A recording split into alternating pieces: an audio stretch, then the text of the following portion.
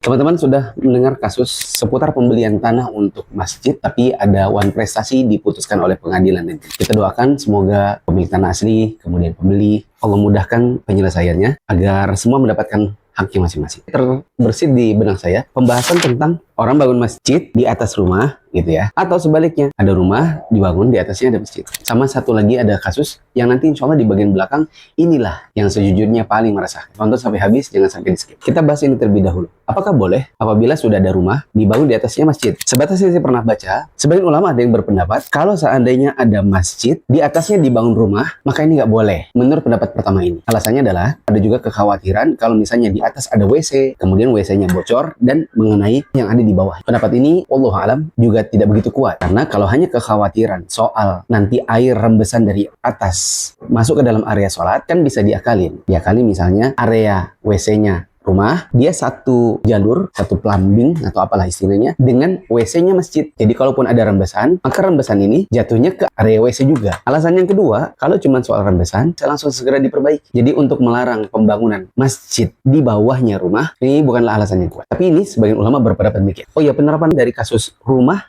yang di bawahnya ada masjid, kemudian di atasnya ada rumah imam, rumahnya muadzin. Kalau masjidnya di bagian atas, kasihan yang lansia. Maka dibuatlah masjid itu berada di bagian bawah. Nah, di bagian atas itu marbot sama imam. Semoga hukumnya adalah boleh. Di Yogyakarta dulu, salah satu tempat saya awal ngaji dulu sama Ustaz Afifi Abdul Wadud, hafizahullah, ada satu rumahnya profesor di UGM. Beliau punya rumah, di bawahnya beliau bangunkan masjid, bahkan untuk Jumatan. Karena memang ini bermanfaat buat umat. Berikutnya, kalau dibalik rumahnya dulu, baru masjidnya di atas, maka itu boleh. Kadang kita terpaksa untuk membangun masjid atau rumah itu jadi satu bangunan. Bahkan di banyak tempat, misalnya di dalam kampus, masjid dengan auditorium. Karena memang kebutuhan lahan. Di Balikpapan, saat perumahan itu belum bisa menyediakan lahan buat masjid. Atau ada lahan tapi masih belum ditimbun rawanya. Sementara kebutuhan orang untuk sholat tarawih, sholat 5 waktu itu sangat besar. Maka ada seorang bapak-bapak bikin rumah, dibikinkan tangga ke atas, dibangunkanlah masjid. Dan itu insya Allah hukumnya boleh. Tersisa satu masalah yang mungkin lebih penting. Bagaimana kalau seandainya sudah ada lahan wakaf? Kadang bisa jadi diwakafkan oleh satu orang, bisa jadi dari penggalangan dana umat. Kemudian dibangun di atasnya masjid, tapi di atas lahan itu juga dibangun rumah pribadi. Ini jadi masalah. Misal yayasan sosial, keagamaan Islam, membebaskan lahan dengan uang umat, berarti kan dia wakaf. Kemudian dibangun di situ masjid.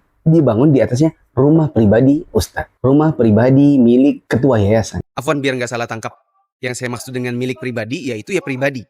Jadi semacam ustadz atau ketua yayasan atau siapapun membangun milik pribadi di atas tanah milik umat. Ini tidak seperti kasus ada pondok membikinkan rumah untuk para guru. Selama dia jadi guru, maka dia berhak untuk menempati rumah-rumah tersebut. Kalau sudah tidak jadi guru, maka dia angkat kaki dari rumah itu. Nggak sama ya teman-teman. Jangan salah paham. Karena banyak netizen suka salah paham. Pribadi itu ya pribadi. Jadi milik sendiri.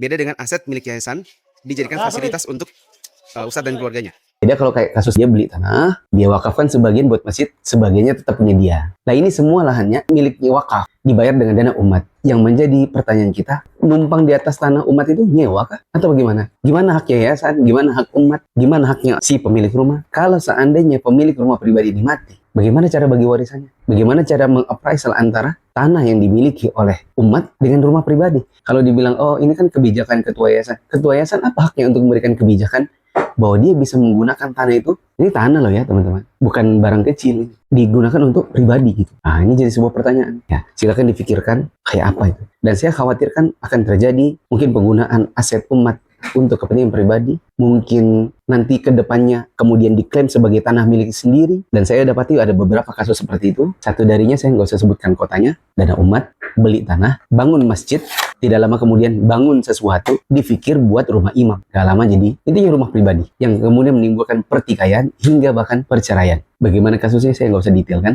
tapi inilah yang mungkin akan potensi terjadi apabila terjadi penggunaan tanah umat di atasnya dibangun sesuatu milik pribadi. Hati-hati, hati-hati. Jangan sampai nanti menyesal di akhir.